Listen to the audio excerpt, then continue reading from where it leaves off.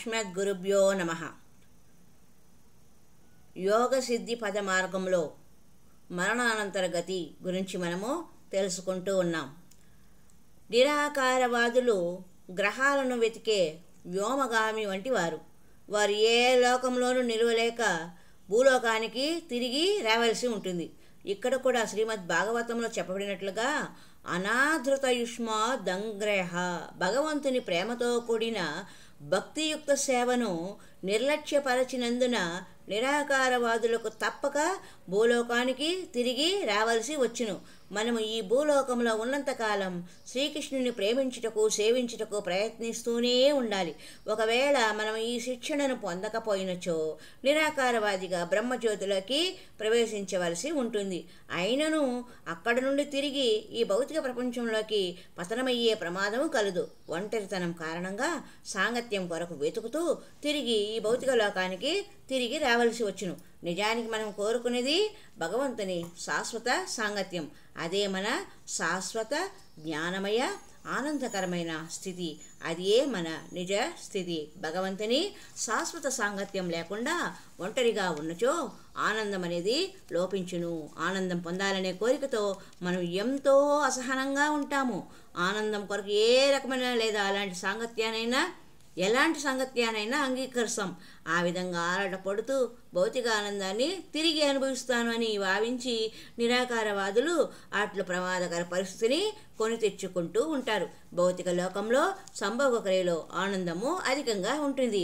అది ఆధ్యాత్మిక లోకంలో శ్రీకృష్ణుడితో పొందు ఆనందమే అన్నట్లు భౌతిక లోకంలో సంభోగ రూపంలో ప్రతిబింబించును. ఒకవేళ ఆధ్యాత్మిక లోకంలో ఆ సంభోగం లేనట్లయితే ఈ భౌతిక లోకంలో అది ప్రతిబింబించేది కాదు. కానీ అక్కడ ఆనందము ఇక్కడ విపరీత ప్రతిబింబం రూపంలో కనిపించినను గ్రహించాలి. వాస్తవ జీవితము శ్రీకృష్ణునితోనే ఉండును. శ్రీకృష్ణుడు ఆనందనిధి కనుక మనం కృష్ణ చైతన్యంలో భగవంతుని సేవించగలిగేలా శిక్షణను పొందగలిగినచో మరణ సమయంలో ఆనందనిధి అయిన శ్రీకృష్ణుని సాంగత్యాన్ని ఆనందించుటకు అతని లోకంలోకి మనము ప్రవేశించగలము.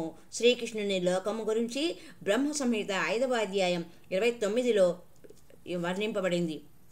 చింతామణి ప్రకర సద్మసు కల్పవృక్ష లక్షావృతేషు సురభీరభిపాలయంతం లక్ష్మీ సహస్ర శతసంభ్రమ సేవ్యమానం గోవిందం ఆదిపురుషం తామహం భజామి.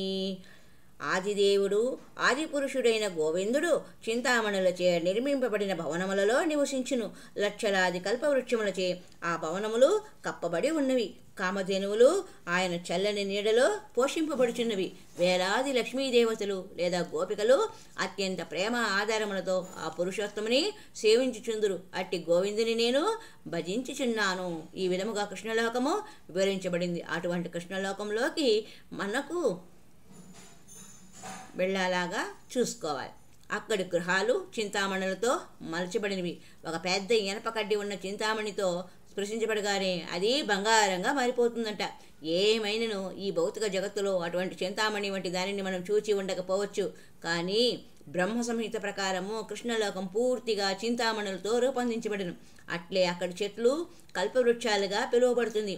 మనం దేనినైనా ఆ చెట్ల నుండి పొందవచ్చును. మనం ఇక్కడ కేవలం మామిడి చెట్ల నుండి మామిడి పండ్లనే పొందగలం. కానీ కృష్ణలోకంలోని వృక్షాలు కల్పవృక్షాలగుట చేత అవి మీరు కోరిన వాటి అన్నింటినీ తీర్చును. ఇది కేవలం ఆధ్యాత్మిక జగత్తులో శ్రీకృష్ణుని శాశ్వత ధామానికి సంబంధించిన స్వల్ప వివరణ మాత్రమే. చివరకు మనము చెప్పుకునేది ఏమంటే, దుఃఖపూరితమైన జన్మ మృత్యు జరావ్యాధులు అన్ని లోకాలలో ఉండటం చేత మనం అక్కడికి వెళ్ళటకు ప్రయత్నించకూడదు. శాస్త్రజ్ఞులు వారి సాంకేతిక పురోభివృద్ధిని చూచుకొని గొప్పగా గర్విస్తుంటారు. కానీ ఈ వృద్ధాప్యము మృత్యువు రోగాలను నిరోధించలేకపోతున్నారు. కొంతకాలం వారు కూడా వారి సాంకేతిక పురోభివృద్ధిని ఉపయోగించి మరణాన్ని నిరోధించగలరేమో, కానీ దాని నుండి మాత్రం వారు ఎన్నటికీ తప్పించుకోలేరు. మరణాన్ని నివారించడం వారి చేతిలో లేదు. వివేకవంతులు ఈ దుఃఖపూరితమైన జన్మ మృత్యు జరావ్యాధులకు నిలయమైన స్థితిని ముగించి శాశ్వతము జ్ఞానప్రదము అయినటువంటి ఆనందకరమైనటువంటి ఆధ్యాత్మిక ధామంలో ప్రవేశించుటకు ఆసక్తిని కలిగి ఉంటారు. భక్తి యోగి మృత్యు సమయంలో కృష్ణ చైతన్య సాధన ద్వారా శ్రీకృష్ణుని స్మరించగలిగినచో అటువంటి జీవితము సాధ్యపడునని తెలుసుకోవాలి. అంటే చివరి క్షణంలో కూడా మనము హరే రామ రామ రామ హరే హరే అనే డీప్గా ఉన్న లోతైన గాఢ స్థితిలోకి ఉన్నప్పుడే మనము అవసాన దశలో కదలలేని స్థితిలో ఉన్నప్పుడు కూడా హరినామ సంకీర్తనలోనే ఉండడము సాధన చేసుకోవాలి అని చెబుతున్నారు. అనన్యచేతాః సతతం యో మాం స్మరతి నిత్యసః తస్యాహం సులభః పార్థః నిత్యయుక్తస్య యోగినః. 8వ అధ్యాయం భగవద్గీత 14వ శ్లోకంలో, ఓ పార్థ, అనన్య చిత్తముతో నన్ను స్మరించు వానికి అతని నిరంతర భక్తియుక్త సేవ కారణమున నేను సులభముగా లభ్యుడినై ఉన్నాను. నిత్యయుక్త అనే పదానికి నిరంతరముగా నెలకొనిన అని అర్థం. నిరంతరము శ్రీకృష్ణుని ఆలోచనలలో కృష్ణ చైతన్యంలో నెలకొన్నటి వ్యక్తి అత్యుత్తమ యోగి.